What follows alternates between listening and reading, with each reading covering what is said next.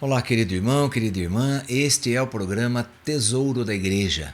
Eu, Luiz Carlos, juntamente com você, estamos aqui dando continuidade aos nossos estudos sobre a carta encíclica Veritatis Splendor, o esplendor da verdade, do Papa São João Paulo II.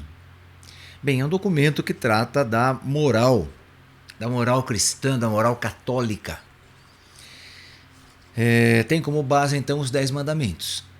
Estamos no capítulo 3º, que tem como título Para não se desvirtuar a cruz de Cristo, e tem um subtítulo também, O bem moral para a vida da igreja e do mundo. Nós paramos aqui no nosso último encontro falando sobre a graça e obediência à lei de Deus. Então, mesmo que nós estejamos justificados, perdoados, vamos dizer assim, confessados em estado de graça, não é verdade? Mesmo assim, nós temos que observar sempre, continuamente, perenemente os 10 mandamentos. Porque o Senhor fala, né, no seu evangelho, para aquele que está de pé, cuidado para que não caia. Então, ninguém está livre de pecar, ninguém. Nem Jesus esteve livre de pecar, ele poderia ter pecado, só que ele não pecou. Ele resistiu às tentações de Satanás, também no momento da sua agonia, ele pediu para o Pai afastar esse cálice da vida dele, mas depois ele, claro, cheio do Espírito Santo, o Espírito Santo vem consolá-lo, e ele então volta e diz, mas eu vim para isto mesmo. Então Jesus nunca pecou, mas poderia ter pecado. Nossa Senhora também, a Imaculada Conceição, já foi concebida sem o pecado original. Assim como Jesus também foi concebido sem o pecado original. Os dois. Ela poderia ter pecado também? Poderia. E nós? Bom, nosso caso é diferente. Nós fomos gerados no pecado original e depois, pelo batismo, fomos comprados, então, através do sangue de Cristo, que nos lavou, e então aí nós fomos redimidos. Pois bem, mas não estamos isentos de pecar? Claro que não. Podemos pecar a qualquer instante, a qualquer momento. Neste momento agora, podemos estar pecando em pensamento. Podemos sim. Então ninguém está livre. Mas é o que o Senhor fala. Ele não criou, não é? Como está em Eclesiástico 15, de 19 a 20. Os olhos do Senhor estão sobre os que o temem. Ele conhece as ações de cada um. Ele a ninguém deu ordem para fazer o mal e a ninguém deu permissão de pecar. Então quer dizer, Deus não deu para você permissão para você pecar. Eu e você, né? Nós fomos gerados no pecado, sim, ainda temos em nós, como já estudamos há uns dias atrás aí, temos dentro de nós toda a força ainda do pecado, das consequências, das sequelas do pecado original que ficaram em nós. Então as más tendências, más inclinações, maus desejos, malícia, desejo de fazer o que é errado, já vimos tudo isso. Isso está em nós? Sim, está em nós. Mas temos que aprender a lutar contra isso. Então não é porque eu fui concebido no pecado e que ainda estas coisas estão em mim, apesar de o Senhor ter me livrado pelo batismo do pecado original. Mas essas forças estão em mim ainda e eu não posso combatê-las. Pode sim. A graça que o Senhor dá é muito maior do que qualquer pecado nosso ou desejo de pecar. Então vimos isso daí. Agora dando continuidade então a partir do versículo 103 desse documento. Ao homem permanece sempre aberto o horizonte espiritual da esperança. Com a ajuda da graça divina e com a colaboração da liberdade humana. Olha, então o homem permanece sempre aberto ao horizonte espiritual da esperança, com a ajuda da graça divina e com a colaboração da liberdade humana. Então, claro, eu tenho que colaborar com a graça divina? Sim. Eu tenho que colaborar com a graça divina. A graça divina está em mim? Sim, está totalmente em mim. Eu estou imerso nessa graça divina. Como se eu fosse jogado lá no Oceano Atlântico. Lá no meio do Oceano Atlântico. Quer dizer, bem longe. Então, estou lá, cheio de água de todos os lados. Assim estamos vivendo a graça. Só que a graça divina, ela não, ela depende, né? Ela precisa da sua vontade de fazer o que é certo. A graça divina, ela não está dispensada do seu poder de voto, vamos dizer assim, de você querer ou não, desejar ou não, na sua liberdade. Então, quer dizer, a graça divina, ela, embora seja de Deus, a força divina, claro, que é superior à nossa incomparavelmente, mas, como está determinado pelo Senhor, então, é preciso da minha consciência disso tudo, do meu entendimento e do meu consentimento. Então, eu não estou dispensado, ou melhor, a graça divina não está dispensada do meu consentimento. Ela age em mim poderosamente? Sim, se eu concordar, se eu permitir. Porque se eu não concordar, se eu não permitir também, dentro do meu livre-arbítrio, então a graça de Deus não vai entrar me obrigando a fazer o que ela quer. Entende? Se Deus... Olha, uma coisa interessante.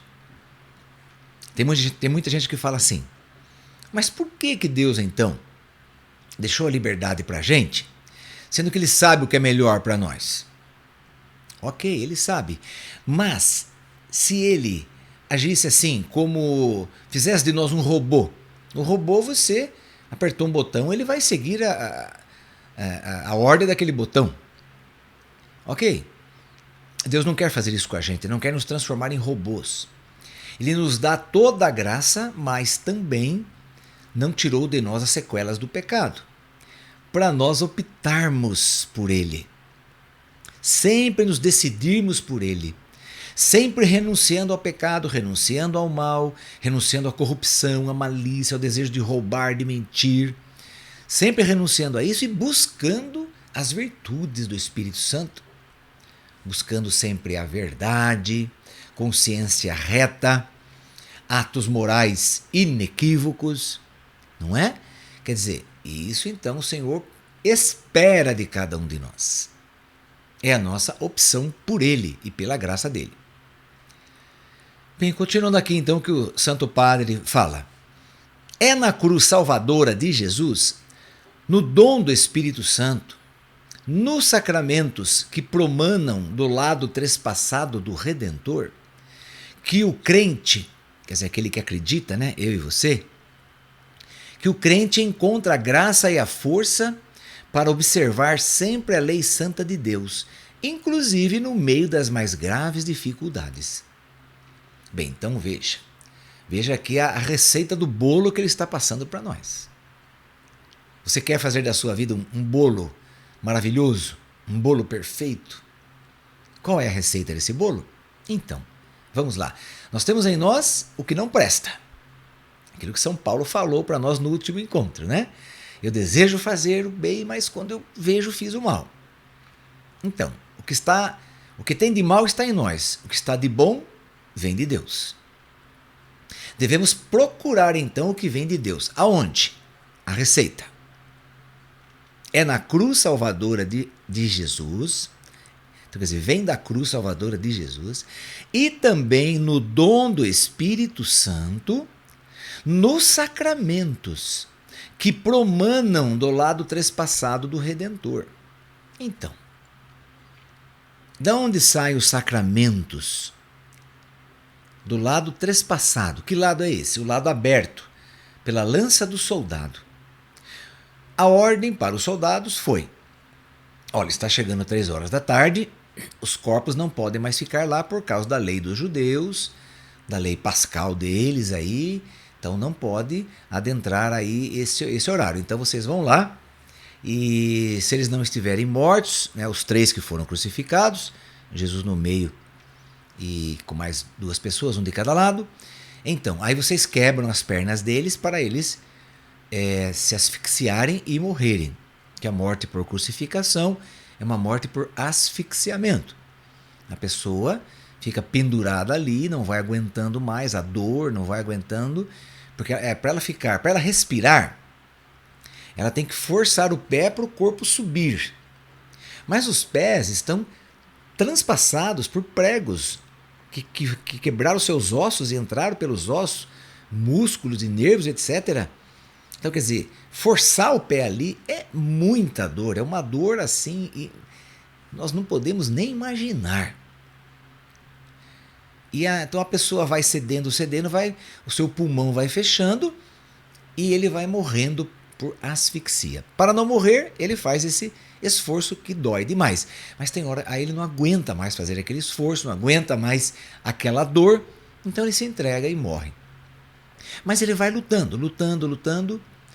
E Jesus estava muito machucado, né? Desde a noite anterior, sofreu muito, foi muito castigado. Jesus estava sem forças, então, tanto é que a hora que os soldados chegaram lá, ele já estava morto. Mas os dois ao lado de Jesus ainda estavam vivos. Então foram quebradas as pernas deles para eles morrerem. E o soldado, vendo que Jesus estava morto, mesmo assim, afincou a lança aqui do lado de Jesus, no peito de Cristo. Então, diz as pessoas que estavam ali, no caso São João, a mãe dele, Maria Madalena, eles viram sair, então, jorrar daquele buraco sangue e água, que a igreja, cheia do Espírito Santo também, chega à conclusão que é o sacramento do batismo e da Eucaristia. Então, por isso que ele está dizendo aqui, que nos sacramentos que promanam do lado transpassado do Redentor, é onde você e eu encontramos graça e força para observar sempre a lei santa de Deus, inclusive no meio das mais graves dificuldades. São Leão Magno, ele dizia: eu sou muito fraco, mas quando eu recebo a Eucaristia, eu me torno tão forte quanto um leão. Ele dizia. Veja, então nós também, você e eu também, podemos buscar forças, e devemos, né? Não só podemos, mas devemos buscar força nos sacramentos. Principalmente a Eucaristia, o sacramento da confissão. Precisamos buscar força aí. É aí que nós nos tornamos fortes. Quando nós reconhecemos principalmente os nossos pecados, então o nosso orgulho é rebaixado. Porque reconhecer que erramos é humilhante, não é verdade? Por isso que o orgulhoso nunca aceita que ele errou. Que ele não consegue ser humilhado. Não consegue. O orgulhoso jamais conseguirá passar por uma humilhação. Ele não aceita. Sempre é o outro que errou. Ou se ele fez alguma coisa errada, também foi porque o outro fez assim, assim, assim, e aí aconteceu dele fazer isso. Mas a culpa nunca é dele. Agora, aquele que se confessa, se humilha. Faz exatamente o oposto do que Satanás quer que a gente faça. Então é isso. Se confessar é se humilhar. Se humilhar é reconhecer o seu pecado, sua fragilidade, sua impotência, e reconhecer que você precisa de Deus 24 horas por dia, você precisa da força dele, da graça dele, para suportar tudo que vem, para combater as tentações, porque só aquele que está forte no Senhor, pelos sacramentos, é que consegue combater as tentações que vêm de Satanás. Porque olha, meu querido irmão, minha querida irmã, deixa eu deixar uma coisa bem clara para você. O que ensina a teologia católica? Que as tentações, elas têm um objetivo apenas: tirar você de Deus. Então, a tentação não serve para você para nada, absolutamente nada. Ok? Por isso que você tem que estar fortalecido, cheio do Espírito Santo, participando dos sacramentos, buscando força sacramental para poder resistir e combater as tentações, porque elas vêm para te roubar, te matar e te destruir. Então as tentações têm esse objetivo. Primeiro, roubar. Rouba você de Deus. Ok? Roubou você de Deus, pronto, daí tá fácil. Daí ela quer matar você. A tentação que vem de Satanás. Evidentemente, estou falando disso. Então sim, aí Satanás consegue matar você. Porque tirou você, então tornou você frágil, medroso, sem esperanças. Você não confia mais na igreja, você não confia, não busca mais força nos sacramentos, etc, etc, etc. Não lê mais a palavra de Deus, não reza mais, não adora o Santíssimo Sacramento, não participa das pastorais, dos movimentos da igreja, das santas missas, celebrações da palavra. Então você ficou muito, muito, muito fragilizado. Aí ele te roubou. E você estando nesse estado, você não tem forças para reagir. Aí ele mata você, destrói a sua fé, coloca você para se enlamear no pecado. Assim como o jovem rico que pediu a herança do pai e foi se enlamear no pecado. Pois bem, depois de ter matado você, ele olha você, vê que você está morto, ele ainda não se contenta, ele quer destruir você, que não quer deixar nenhum sinal de reconhecimento em você que você um dia foi uma pessoa de Deus. Então, a tentação tem esse foco: te roubar, te matar e te destruir. Então, eu e você, vamos combinar uma coisa a partir de hoje. Eu e você, a partir de hoje, não queremos nada com as tentações. Tudo bem? Vamos fazer esse trato, esse pacto. Eu e você renunciamos às tentações, não queremos nada. Nós queremos Deus. Ok. E as provações? Vêm de quem? De Satanás ou de Deus? Ah, bom. As provações são permitidas por Deus nas nossas vidas para nos fazer crescer na fé.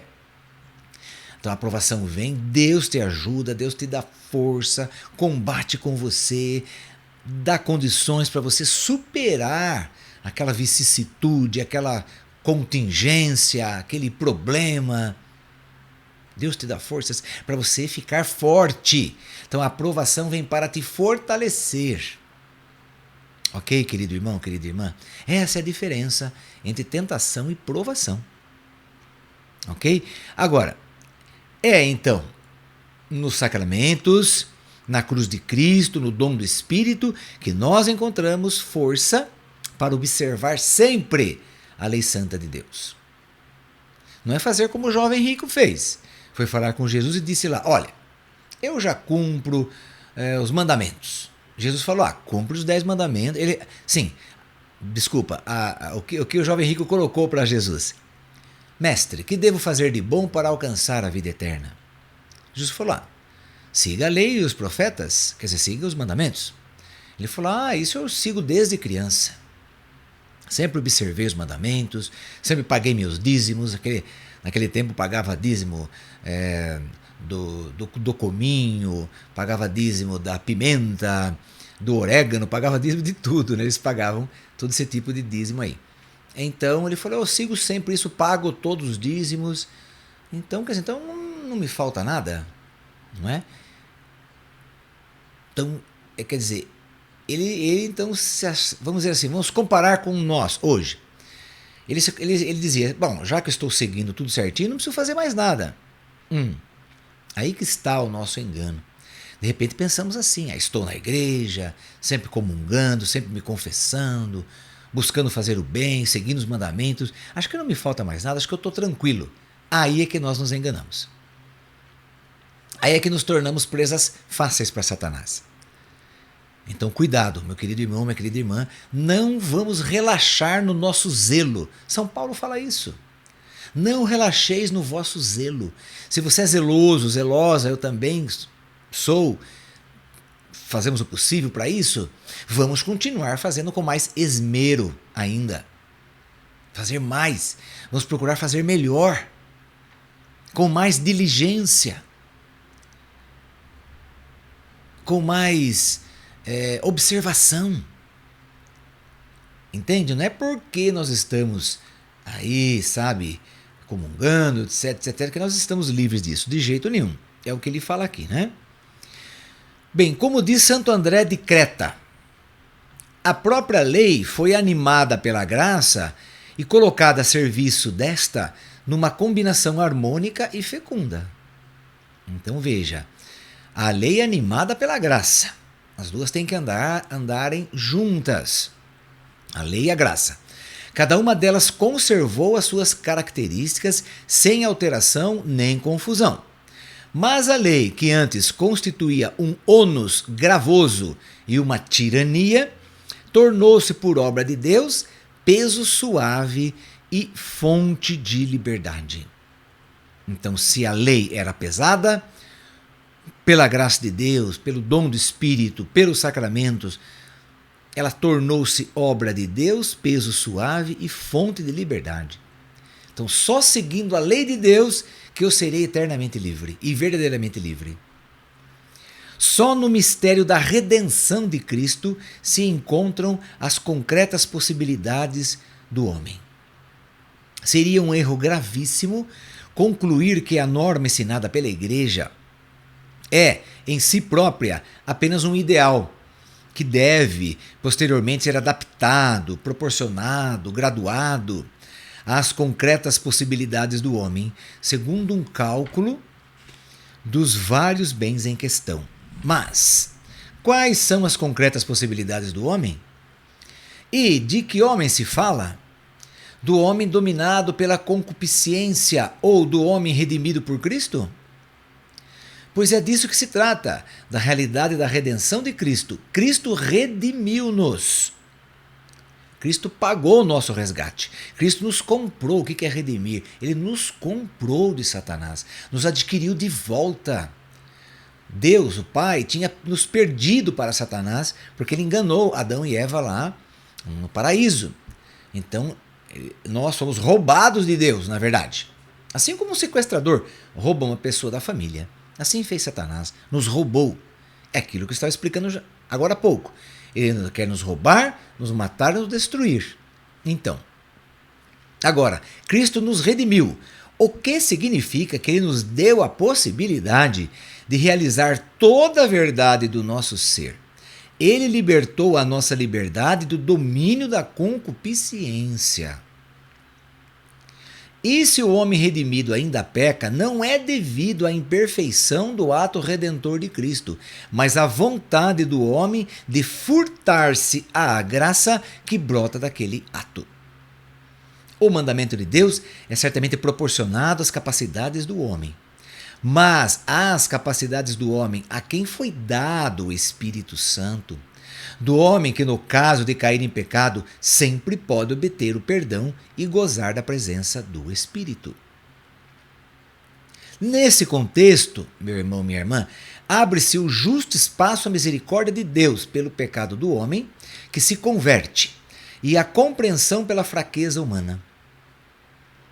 Esta compreensão não significa nunca comprometer e falsificar a medida do bem e do mal para adaptá-la às circunstâncias. Claro que não podemos adaptar nenhum pecado à nossa vida. Esse pecado que se eu der um jeitinho aqui, eu consigo continuar sendo cristão, acreditando em Jesus e consigo fazê-lo se eu conseguir dar um jeitinho aqui. Não, é impossível você viver o pecado e ficar na graça, não tem como. Se é humano que a pessoa, tendo pecado, reconheça a sua fraqueza e peça misericórdia pela própria culpa, é inaceitável, pelo contrário, o comportamento de quem faz a própria fraqueza o critério da verdade e do bem, de modo a poder sentir-se justificado por si só, mesmo sem necessidade de recorrer a Deus e a sua misericórdia. Semelhante atitude corrompe a moralidade da sociedade inteira, porque ensina a duvidar da objetividade da lei moral em geral e a rejeitar o caráter absoluto das proibições morais acerca de determinados atos humanos, acabando por confundir todos os juízos de valor. Então não podemos nos misturar, ele está dizendo aqui. Não podemos tentar adaptar a nossa vida. Por exemplo, nós moramos num país aqui tropical, não é verdade? Calor, também tem a época do frio, das chuvas. Sim, temos as 4 estações aqui no nosso país. Tem país que não tem essas estações. Por exemplo, se nós formos morar na Groenlândia, que já fica no Círculo Polar Ártico, é neve e temperaturas de 40 graus negativos. Quando lá faz calor, quando chega, podemos dizer, época do calor que quase que não existe, são temperaturas de um pouquinho acima de zero, mas quase nunca. Então, quer dizer, temos que nos adaptar. Se nós formos morar lá, bom, temos que nos adaptar àquela vida. Com aquelas roupas pesadas, e não tem água, tem que esquentar para derreter o gelo, para filtrar, para beber. Enfim, é um outro modo de vida totalmente diferente do nosso aqui, do nosso país. Então, aí iremos nos adaptar àquela vida, sim. Mas, quanto ao pecado, não tem jeito de nós adaptarmos pecados à nossa vida de santidade. Não há como eu querer buscar a santidade, mas também fazendo alguns pecadinhos. Não renunciando a alguns pecadinhos. Não tem jeito. É uma incompatibilidade. Não tem como. Eu viver na vida da graça e viver no pecado. Não tem jeito.